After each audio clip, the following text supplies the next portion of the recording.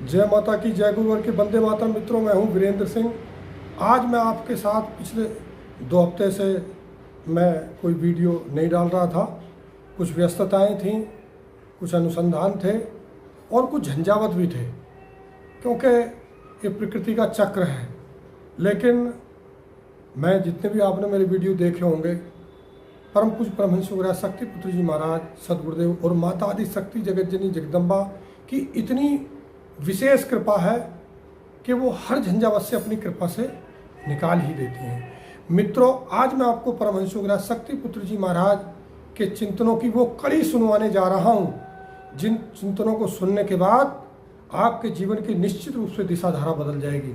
15 minute के चिंतनों में परमहंस योगीराज शक्ति पुत्र जी महाराज ने सिद्धाश्रम धाम के बारे में बताया है, माता आदि शक्ति जगत जननी जगदम्बा के बारे में बताया है, और उन्होंने एक भविष्य के लिए भविष्यवाणी भी की है, जिन्होंने कहा कि तृतीय विश्व युद्ध होगा। संकल्प साधना शिविर जो आयोजित किया गया था, उस साधना शिविर में परमहंस योगीराज शक्ति पुत्र जी महाराज ने जो चिंतन दिए, बहुत ही सारगर्भित चिंतन है, जीवन की दिशा धारा बदलने वाले हैं। इन चिंतनों को सुने, आपके जीवन में परिवर्तन आएगा। 2 शब्द आपसे ही। मित्रों, जीवन में कैसी भी परिस्थिति आ जाए, माँ भगवती भक्ति ज्ञान आत्मशक्ति मांग लेना, आपके जीवन में कभी निराशा नहीं आएगी। माता आदि शक्ति जगत जननी जगदम्बा की असीम कृपा से हमारे जीवन में बहुत सारे उतार चढ़ाव आते हैं, झंझावत आते हैं, लेकिन अंदर से आत्मविश्वास, गुरुदेव जी की चेतना तरंगे, जब हमें लगता है कि क्या रास्ता निकलेगा, कैसे निकलेगा, लेकिन हमारे गुरुदेव जी की चेतना से हमारे हृदय के तार जुड़े हैं।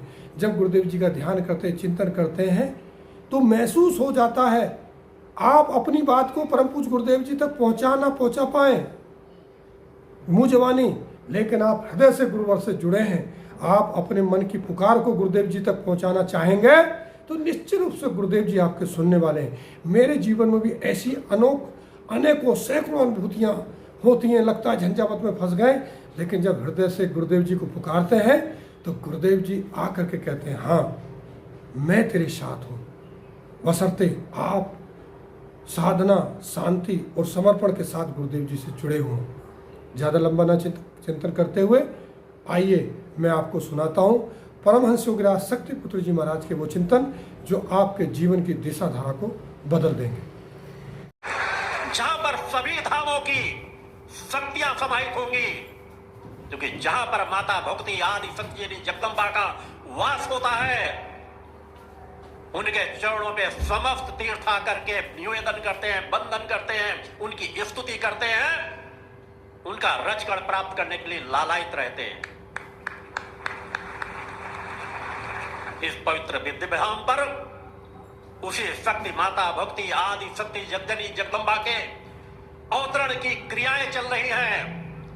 एक ऐसे दिव्य धाम के निर्माण का एक ऐसा साधना पथ चल रहा है जो आज तक इस भूतल पर कभी नहीं हुआ और न कभी हो सकेगा। एक ऐसा पथ जिस पर हर एक के चल पाने की पात्रता भी नहीं होती। मंदिरों मठों के निर्माण तो अनेकों किए गए, कुछ शक्ति साधकों ने आकर के कुछ शक्ति पीठों की भी स्थापना की, मगर उन समस्त शक्ति पीठों की महाशक्ति पीठ की स्थापना का क्रम यहां चल रहा है। यह धरती का वह भूखंड है जहां पर पिछले 22 वर्षों से मां के दुर्गा चालीसा का अखंड गुणगान चल रहा है, जो अनंत काल तक चलता रहेगा, किसी सीमाओं पे बंधा हुआ नहीं है। जहां पर मेरे द्वारा हर पल हर क्षण इस स्थान को चैतन्य करने के लिए साधनात्मक क्रियाएं चलती रहती हैं। मेरा हर कर्म इस मानवता के लिए समर्पित है। जीवन का हर एक क्षण, जीवन का हर एक पल, यह शिविरों का क्रम भी उसी माता आदि शक्ति जगदम्बा के आवाहन का ही क्रम है। क्योंकि उस परम सत्ता का यदि मैं अकेले जाकर के स्थान बनाने का निर्णय लेकर एक मंदिर निर्माण करा देता तो उस लक्ष्य की पूर्ति नहीं होती। मेरा संकल्प है कि मैं वर्तमान परिस्थितियों में जहां कलिकाल से मानव ग्रसित पड़ा हुआ है, सत्य धर्म की ओर बढ़ना नहीं चाहता।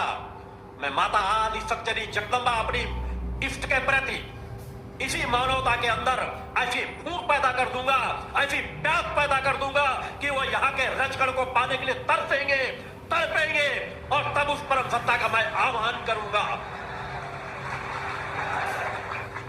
मैं आपके अंदर वह भूख देखना चाहता हूं, आपके अंदर वह प्यास देखना चाहता हूं कि जिस दिन आप सत्य पथ के राही बनने के लिए उस परम सत्ता को अपनी आत्मा की जननी स्वीकार कर ले, जो सत्य है, जिस अज्ञानता पे आप अभी भटके हुए हो। भगवान की जय। जिसे देवादिदेव भी मां कह करके पुकारते हैं, जो अनंत लोकों की जननी है, उस जननी के प्रति अपनी निष्ठा को एक ऐसी पराकाष्ठा प्रदान करो जिससे नीचे आने का कोई रास्ता ही समाप्त हो जाए। ऐसी ऊंचाई पर ले जाओ कि अपने पतन के सभी मार्गों को बंद कर दो, कि अब हमारे सामने सिर्फ और सिर्फ एक लक्ष्य है, आत्म कल्याण का, मुक्ति के पथ का, एक ऐसा पथ जहां पर हमें अपने पतन को रोक देना है। धीमे ही कदम क्यों न बढ़े, मगर पीछे की ओर हमारे कदम नहीं जाएंगे। यही होगा कलिकाल के मुंह पर एक बड़ा तमाचा। क्यों अपनी पूरी शक्ति क्यों न लगा दे, मगर मेरे शक्ति साधकों का पतन ना कर सके, उसके लिए तुम्हें वह कर्म करना पड़ेगा। सत्य कभी स्वयं विजयी नहीं होता। आज तक कभी सत्य कभी स्वयं नहीं विजयी हुआ। सत्य को विजयी बनाना पड़ता है, और सौभाग्यशाली वे लोग होते हैं जो सत्य को विजयी बनाते हैं। जब वो सत्य को विजयी बनाने के पथ पर बढ़ते चलते हैं तो शक्ति का प्रवेश उनके अंदर होना शुरू हो जाता है, शक्ति की ऊर्जा उनके अंदर समाहित होना प्रारंभ हो जाती है। जिस दिन वह निर्णय ले लेते हैं कि जीवन का कोई भी परिस्थिति क्यों ना आ जाए, मैं अनीति अन्याय धर्म से समझौता नहीं करूंगा, मैं सत्य धर्म की स्थापना के लिए अपना सर्वस्व न्यौछावर करने के लिए तत्पर रहूंगा। जिस समय शक्ति साधक उस विचारधाराओं को लेकर उस धरातल पर खड़ा हो जाता है, उस जगत जननी की कृपा और माता के इस अंश का सर्वस्व उसकी ओर समर्पित हो जाता है। उस विचारधारा को लेकर के अपने जीवन की यात्रा तय करो। आज से वर्तमान से इस आश्रम की विराटता, प्रचंडता का आंकलन मत करना। मेरा आंकलन मेरे माता पिता भी नहीं कर पाए थे। मेरा आंकलन मेरे ग्रामवासी भी नहीं कर पाए थे। मेरा आंकलन करने की सामर्थ्य इस भूतल पर किसी के पास नहीं है,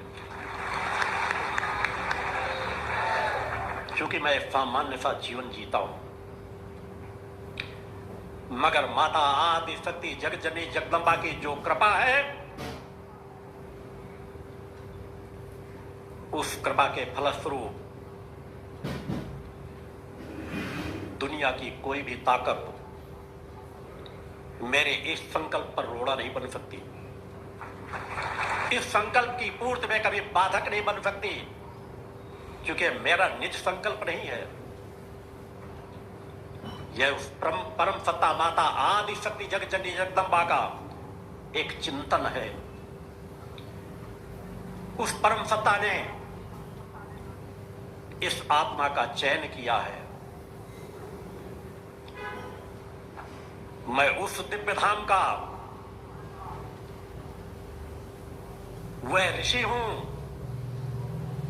जिससे निखिल ब्रह्मांड के ऋषियों का संचालन होता है। भगवान की जय। मैंने अगर समाज में पूरे विश्व धाम जगत को साधनात्मक तब्बल की चुनौती दी है तो किसी गर्व और घमंड से नहीं, मैं बहुत सामान्य सा जीवन जीता हूं। किसान परिवार में मेरा जन्म हुआ है।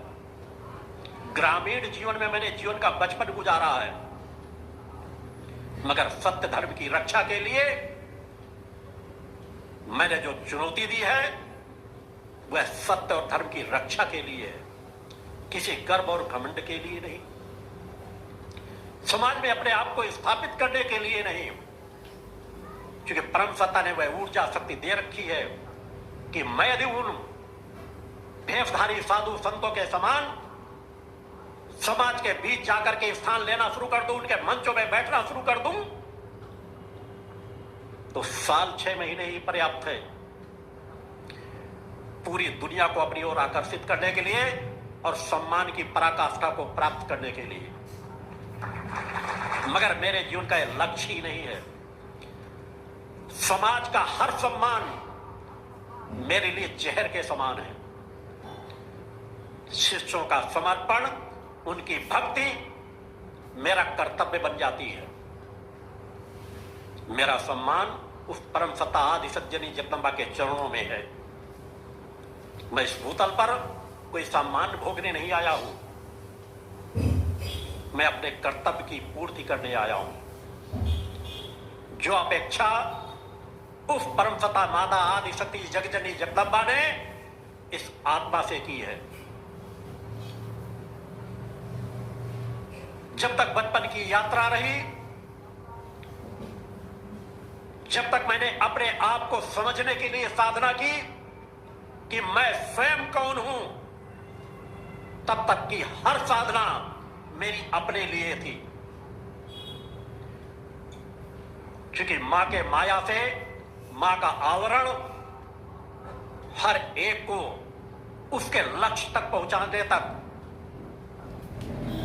अपने माया के जाल में रखती है, मगर हर पल सहारा देते हुए। और जिस क्षण मैंने स्वयं को जाना पहचाना, उसके बाद से, उन्हीं क्षणों से जीवन के हर एक पल की साधना, हर एक कर्म सिर्फ मानवता के कल्याण के लिए समर्पित किया है। यह जीवन की यात्रा मेरे शिष्य ही समझ सकते हैं, जो निष्ठा विश्वास से समर्पित हैं कि हजारों किलोमीटर दूर रह करके भी वे यहां की ऊर्जा को प्राप्त करते हैं। अपने 8 यज्ञ मैंने समाज के बीच इसीलिए प्रमाण रूप में किए थे। तब तो बहुत सा सामान्य सा जीवन जीता था। मैंने एक भी शिष्य को दीक्षा नहीं दी थी। अब तो 10 लाख दीक्षा प्राप्त शिष्य हैं। उस समय मैंने 8 यज्ञ, जिनमें हर क्षेत्रों के कार्य किए गए, हर असंभव से असंभव, जिन्हें लोग असंभव मानते थे, वो स्थितियां पैदा की गई। 8 यज्ञों के बाद जब तक माता आदि शक्ति जगदम्बा की एक छूट मान ले या स्वतंत्रता मान ले, तब तक हर तरह की परिस्थितियां समाज के बीच निर्मित करके उन्हें उस शक्ति का एहसास कराया गया। और आज उससे हजारों गुना ज्यादा ऊर्जा के साथ इस दिव्य धाम के मूल ध्वज से वह ऊर्जा शक्ति इस धाम के कण कण से जोड़ी गई है, जहां पर मेरी नित्य की हर पल की साधना मानवता के कल्याण के लिए समर्पित है। सत्य को सहज भाव से नहीं समझ सकते। सत्य को थोड़ा सा गहराई से समझने का प्रयास करोगे तो सब कुछ एहसास हो जाएगा। यहां पर अभी एक भी मूर्ति की स्थापना नहीं है। छवियां रखी हुई है जहां मां का इतना महत्वपूर्ण अखंड गुणगान चल रहा है। मैं चाहता तो तत्काल कोई मां की छवि मूर्ति बनवा करके स्थापित कर सकता था। अभी स्थायी भवन पर 40वां पाठ भी स्थापित नहीं हुआ और मेरे अभी शेष 100 यज्ञों का वह यज्ञ स्थल निर्मित नहीं हुआ, जहां पर बैठकर जब मेरे यज्ञों की आहुतियां पड़ेगी तो ऊर्जा का प्रभाव समाज में क्या पड़ेगा। जिन यज्ञों के माध्यम से, जिस ऊर्जा शक्ति के माध्यम से उस माता आदि सज्जनी जगदम्बा की पूर्ण कृपा प्राप्त हुई, वही ऊर्जा, वही कृपा प्राप्त कराने के लिए, उसी लक्ष्य की पूर्ति के लिए 108 यज्ञों का संकल्प किया गया था, जो 8 यज्ञ समाज के बीच अलग अलग स्थानों पर हुए। 600 यज्ञों का संकल्प यहीं पर मूल ध्वज पे संकल्प किया गया कि एक स्थान को ही ऐसा चैतन्य बनाया जाएगा जहां पर आने वाली तड़पती कराहती मानवता यदि एक क्षण के लिए भी आए तो उसे एक क्षण में भी शांति की अनुभूति हो, मां की कृपा की अनुभूति हो, एहसास हो। कोई भी परिस्थिति इस स्थान पर बाधा नहीं बन सकती। विपरीत परिस्थितियां तो लाखों आई है, लाखों आती रहेंगी, मगर कोई परिस्थिति, कोई महामारी यहां के वातावरण को प्रभावित कर सके, यह संभव नहीं। आप जो समाज के लोग या पूरा विश्व जन समुदाय वर्तमान में जिस महामारी से निकल करके आया है, कष्टदायक थी, दर्दनाक थी। अनेकों लोग देखते देखते ही समाज के करोड़ों लोग उस महामारी की चपेट में अपने अस्तित्व को समाप्त कर बैठे। सामान्य स्थिति नहीं थी। इसकी भी भविष्यवाणी मैंने 25 वर्षों पहले कह रखी थी कि एक ऐसी महामारी आएगी जो करोड़ों करोड़ों लोगों को निगल जाएगी। एक ऐसा भविष्य में विश्व युद्ध अभी शेष बकाया है जो बहुत ही खतरनाक है। रूपरेखा उसकी पड़ चुकी है। समय कितना टलता है, ये माता आदिशक्ति जगदंबा की इच्छा पर आधारित है।